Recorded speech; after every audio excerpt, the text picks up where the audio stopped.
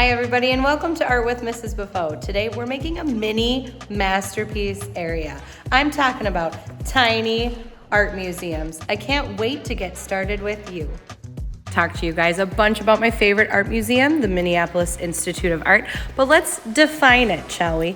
A museum is a public or private building that collects, preserves, and displays works of art, like paintings, sculptures, and other visual forms. These pieces of art are kept specifically for public viewing, education, and cultural enrichment. Let's start as we always do on the back with our name, date, and class. Today's project features a three-dimensional art tiny museum, and I have to thank Mrs. Zhang for this awesome idea.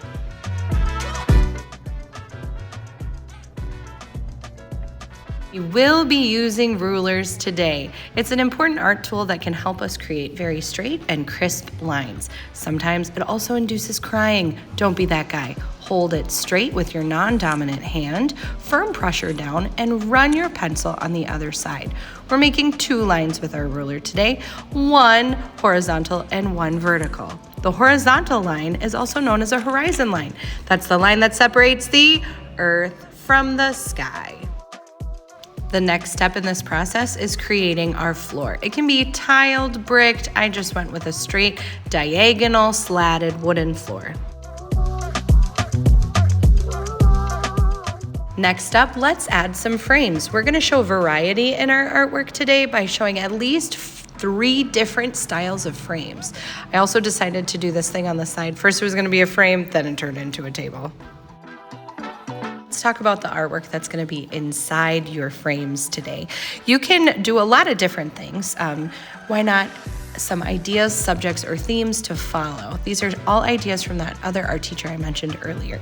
Imagination, memories, dreams, inventions, expression, portraits, animals, nature, family, feelings, and friends. So I started off with a little landscape drawing with a willow tree. Then I was thinking about Kandinsky and I did some circles. I was thinking about Van Gogh and I added some sunflowers. And then finally I was like kind of out of ideas, so I just did some squiggly lines. But you know what? Abstract art is awesome as well. In art, sometimes three-dimensionality, that showing of form, really adds a wow factor. So this next part, we're going to be using our scissors and some tape and folding, which can be tough, but you're tougher. We're gonna use all that to make this mini museum stand on its own. Okay, remember that horizon line? I'm gonna do a big black bold line to remind myself not to go over the horizon line. We're using a scissors today. Notice I have proper scissor grip. I'm gonna pick it up and remember that vertical line up and down. We're gonna cut just to there. Then I'm gonna fold up on the floor. As I'm folding up on the floor, I realized, ooh, I should have done the other way probably. First, these are our walls. So we're gonna take a nice crisp fold on the walls, and then let's set it up and see what we see.